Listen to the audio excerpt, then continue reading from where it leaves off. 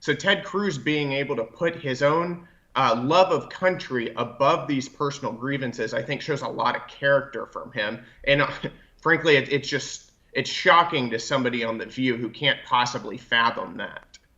Right. And The View tries to act like Ted defending Trump makes him weak, but I actually think it shows how strong Ted is because only someone who's weak would allow personal issues to get in the way of their larger mission, and Ted is a true fighter for the cause. Now, ABC, the company that puts on The View, actually just released this statement that they are worried that censorship is going away on Twitter. So you heard that right. ABC actually likes censorship on Twitter. Brandon, why is this?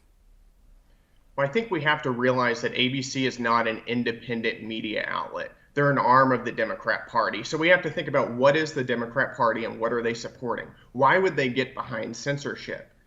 The Democrat Party has gone so far to the left over the past few years that they're not interested anymore in just what you do. They're interested in what you say and what you think.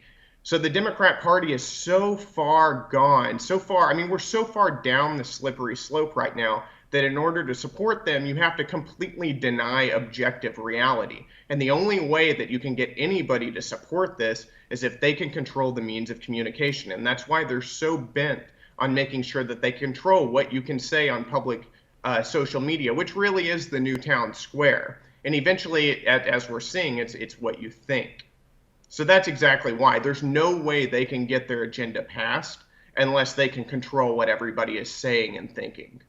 Right. And even on The View, the hosts were saying how, oh, Ted Cruz, you used to be a Bush supporter way back in the days, as many Republicans were, but that has since changed. We are now the party of MAGA. We now support Trump. We're not part of that anymore. And they were sort of trying to use this against him to make it seem like, Ted Cruz changed. But in reality, the entire party really changed and rejected the Bush ideology. So why do you think that happened if you just look back at the last decade?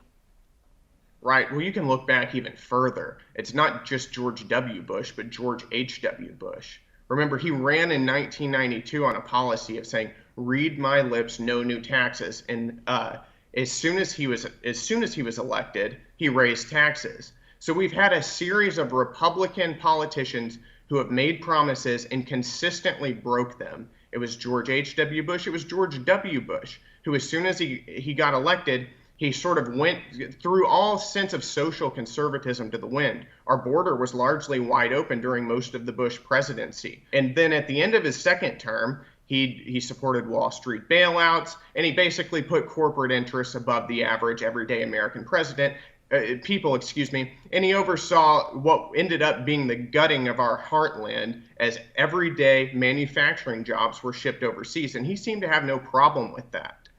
And then remember, whenever Obama was president, after George W. Bush, basically our only opposition to the Obama agenda was John Boehner.